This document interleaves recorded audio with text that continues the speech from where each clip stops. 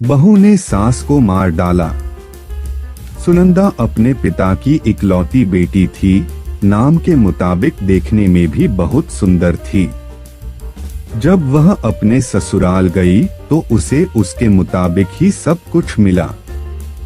किंतु आजकल की लड़कियों को अधिक टोकना, समझाना, अपने मन के मुताबिक चलाना सासू माँ को अब कहाँ रह गया है। एक कहावत तो आपके सुनी ही होगी, जो किया बहू से तकरार, खो दिया उसने बेटे का प्यार। इस कहानी के मुताबिक सुनंदा की सास सुनंदा को हमेशा समझाती, बहू ऐसा करो, ऐसा न करो। नई नवेली बहू को थोड़े ही दिनों में अपनी सासू माँ से चिढ़ पैदा होने लगी। इस प्रकार यह सिलसिला आगे की ओर बढ़ता गया। एक दिन सुनंदा के घर कुछ मेहमान आने वाले थे। सासू माँ बोली, बहू आज कुछ अच्छी अच्छी व्यंजन बनाओ और मेहमानों के लिए चाय नाश्ता का इंतजाम भी अच्छी तरह से होनी चाहिए।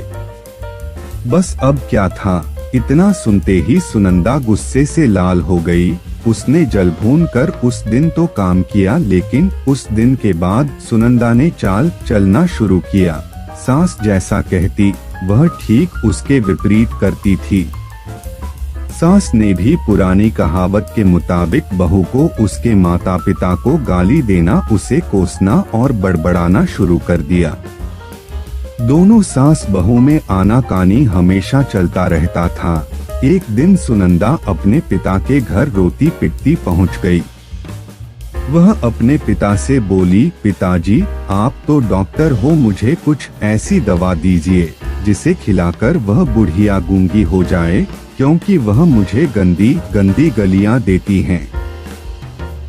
इस पर पिताजी कुछ सोचते हुए बोले, बेटी मेरे पास एक ऐसी दवा है, लेकिन यह कड़वा है, वो आसानी से नहीं खाएगी, इसलिए मैंने एक युक्ति सोची है।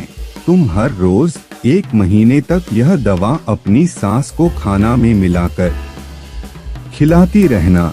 ठीक 1 महीने में वह पूरी तरह गूंगी हो जाएगी। लेकिन हाँ, यह दवा थोड़ा कड़वा है, इसलिए तुम खाना इतना प्यार से खिलाना कि उसे पता ही ना चले। दवा लेकर सुनंदा खुशी खुशी अपने घर आई और पिता के कहे मुताबिक अपना काम शुरू कर दी।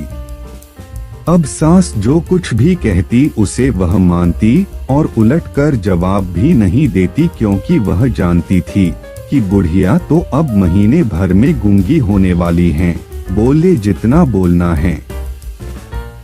उसके बाद वह चैन से रहेंगी। अब हर रोज वह प्यार से चुटकी भर दवा खाना में मिलाकर प्यार से माँ जी को देती थी। माँ भी समझती शायद इसके माता पिता ने इसे समझाया बुझाया है, इसलिए यह लड़ना झगड़ना बंद कर दी है। अब माँ जी भी बहू की खूब प्रशंसा किया करती थी और बहू भी प्रशंसा सुनकर प्यार बातें किया करती थी। अगर बहू से कुछ गलती भी जाती तो भी। इस प्रकार महीना आते आते दोनों सास बहू में इतना प्यार बढ़ गया कि बहू अब अपनी सास की आवाज को खोना नहीं चाहती थी। एक दिन फिर उसी प्रकार सुनंदा रोती पिटती अपने पिता के पास पहुंची। पिताजी बोले, अब क्या हुआ? सुनंदा बोली, पिताजी अब क्या होगा, मेरी सास बहुत अच्छी है, मैं उसकी आवाज खोना नहीं चाहती, वह मुझसे प्यार से बात करती है।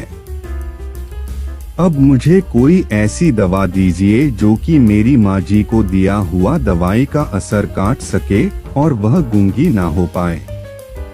इस पर पिताजी हंसते हुए बोले, बेटी तुम रोना धोना बंद करो और खुशी से रहो। जो दवा मैंने तुम्हें दिया वह कोई दवाई नहीं था, वह रिश्तों में घुली कड़वाहट उतरने की तरकीब थी।